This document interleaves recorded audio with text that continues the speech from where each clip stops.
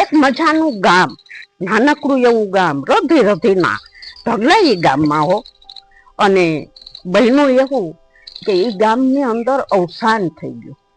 અવસાન થઈ ગયું એટલે 5-25 માણસ ત્યાં ચોરે બેઠા હોય. લોકી કરતા કરતા બહારના માણસો જણ આવે અને ચોરે લોકી કરતા કરતા જાય. આ એક રૂડો રિવાજ હતો આપણા સૌરાષ્ટ્રનો. અને ત્યાં કાહા કહુંબા કહે અને પછી જતા રહીએ. અને જેને ઘેરે દુઃખ પડ્યું હોય ને એને કોઈ એમ ના કે તમારી ત્યાં જમશે. 5 માણસ આવ્યા હોય, દાખલા તરીકે બપોરનો સમય હોય તો ઓલો ભાઈ વાં લઈ જાય, મારી ઘેરે જમજો, મારી ઘેરે. જેની ઘેરે દુઃખ પડ્યું હોય ને એની ઘેરે જમવા ના મોકલે. આવો ગામડાનો એક રિવાજ સરસનો. બન્યું એવું કે ગામમાં કંઈક અવસાન થઈ ગયું. એમાં બપોરનો સમય અને 10 માણસ લોકી કરતા કરતા ચોરે આવ્યા અને બધા કાહા કહુંબા પીધા અને બેઠા. અને બપોરનો સમય હતો એટલે એક માણસ બેને ઉઠાડીને કહેવા લાગ્યા કે હાલો અમારી ઘેરે આજે જમજો. બે માણા ઉઠવા માંડ્યા. એમાં એક હાવ ગરીબ માણા, હાવ ગરીબ, ટાણાનું કરે એવો ગરીબ માણસ. અને એ ગરીબ માણસને એમ થયું કે ઓહો એ ઈશ્વર, મને કાંઈક થોડુંક દીધું હોત ને તો હું પણ મારી ઘેરે લઈ જા. પણ છતાંય રહેવાનું નહીં ને. એટલે એ માણસ એક અડાજ માણસને મહેમાનને ઉઠાડ્યા કે હાલો ભાઈ તમે મારી ત્યાં જમી લેજો. ગામના લોકોને એમ થયું કે આને બિચારાને કાંઈ છે નહીં, આ મહેમાન ખાનદાન મહેમાન છે, મોટો માણસ છે, અને આ માણસુરભાઈ આને લઈને આને જમાડશે હું. પણ જોજો હો, ગરીબને કોઈ દિવસ ગરીબ ના કહેવાય. મૂંગા માણસના મોઢામાં જીભતો હોય પણ એ દેખાવની હોય. લાખો રૂપિયાના સપના આવે એ દેખાવ ના હોય. અને પૈસો હોય, લોભી પાસે પૈસો ઘણો હોય પણ દેખાવ ન હોય. કોઈને દે નહીં, પોતે વાપરી શકે નહીં, આવી રીતના જીવન. આ એમાં આ મહેમાનને લઈ માણસુરભાઈને કીધું કે માણસુરભાઈ મારે આ મહેમાન છે એના ભેગા આ મહેમાનને જમી લે, મારે થોડુંક કામ છે એનું. ત્યારે માણસુરભાઈ એટલું બોલ્યા કે ભાઈ તમારે જો કામ હોય ને તો તમે તમારે મારી ઘેરે જમી છાશ રોટલો ખાય અને તમારી ઘેરે હું મૂકી જઈશ, પણ મારી ઘેરે લઈ જાવ દો બાપા. મારી ઘેરે મહેમાન છાશ ને રોટલો ખાય, પરદેશી મહેમાન. પછી માણસુરભાઈ લઈને આવ્યા. ઓસરીમાં ખાટલો ઢાર્યો અને ખાટલો ઢારી અને મહેમાનને બેસાડ્યા. ઓરડામાં જઈને ઘરવાળીને કીધું કે સાંભળું. રસોડામાંથી એની ઘરવાળી બોલ્યા હા બોલો શું? કે એક મહેમાનને આપણી ઘેરે જમવા લઈ આવ્યો છે. એની પત્ની કે રોવા માંડી, આંખમાંથી દોડ દોડ દોડ દોડ આંસુડા માંડ્યા પડવા. એક શબ્દ બોલે નહીં. એનો પતિ કે કેમ તું રોવા માંડી? ત્યારે એની પત્નીએ આંસુડા લૂસી અને કીધું કે તમને ખબર છે કે મારા ઘરમાં છે જ નહીં કાંઈ. આપણો દીકરો સવારનો કામે ગયો છે, એ કમાઈને આવે, વસ્તુ લઈ આવે, અત્યારે હું રાંધીને ખવડાવું. આપણા ઘરમાં એક ટકનું નહીં, ખાવાનું છે નહીં, તમે મહેમાનને લઈને આવ્યા. ત્યારે આપણું સૌરાષ્ટ્રનું ગૌરવ થાય એવી આ વાત કરે કે ગાંડી મને ખબર ના હોય કે આપણા ઘરમાં છે કે નથી, મને ખબર ના હોય, હું ઘરનો ઘરધણી છું. ત્યારે એની પત્ની કહે તો તમે શું કામે મહેમાનને લઈ આવ્યા?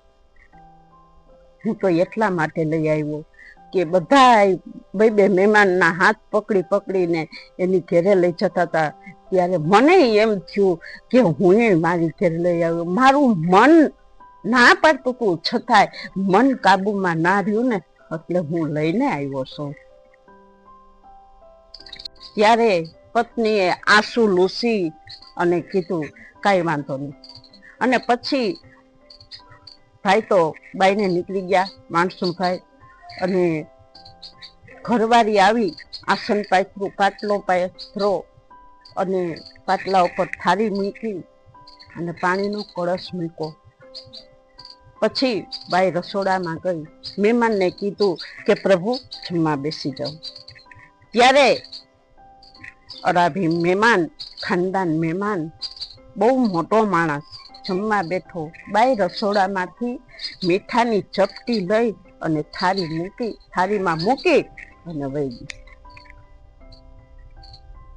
પછી એ મહેમાન જ્યાં જોવે છે કે ઓહો, આ માણસની પરિસ્થિતિ આવી કે એના ઘરમાં ખાવા નથી અને આ માણસ મને જમવા અહીંયા લઈ આવ્યો. વાહ ખાનદાની, વાહ ખાનદાની, વાહ તારા ખોરડાની ખાનદાની, વાહ ખાનદાની. એ ખાનદાનીમાં ભાઈ ધરાઈ ગયો હો. પછી એને જમવા પૂરતું તો હતું નહીં. પછી ત્યારે માણસુભાઈએ કીધું, મહેમાને કીધું, માણસુભાઈ હાલો બેસી જાઓ જમવા. ત્યારે માણસુભાઈએ કીધું, હું આગળ રોટલો ખાઈ અને ચોરે આવ્યું એટલી જ વાર લાગી. અને પછી મહેમાન તો એક ચપટી કોણ લે મીઠું મોઢામાં મૂકે, પાણીનો ઘૂંટડો ભરે. વાહ ખાનદાની. અરે જગદંબા, હે પરમાત્માએ તને કેવી લગામ હાથમાં દીધી છે કે આ પરદેશી મહેમાન જમવા આવે અને ગામો ગામ તારી ટીકા કરશે, તને જરીએ બીક ના લાગી? અને પછી તો ઈ મહેમાન જેમ 32 ભાતમાં વાર લાગે જમવાની, એટલી મીઠાની ચપટીમાં વાર લગાડી. પછી એને જમવા પૂરતું તો હતું નહીં. પછી ઉટકાર ખાઈ, હાથ ધોઈ અને મહેમાન ઉભા થયા. હાલો માણસુભાઈ હવે ચોરે જઈએ, મહેમાન બધા આવી ગયા હશે. અને પછી ચોરે ગયા, ચોરે જઈ બેઠા, ડાયરો બેઠો છે, 20-25 માણસ બેઠા છે ચોરામાં. ત્યારે આ અડાભીન મહેમાન કહે છે કે માણસુભાઈ, ભાઈ તમારે દીકરા કેટલા? ત્યારે માણસુભાઈએ કીધું કે બાપા એક દીકરો છે. આવો આવો મારી પાસે બેસો, મારી પાસે બેસો.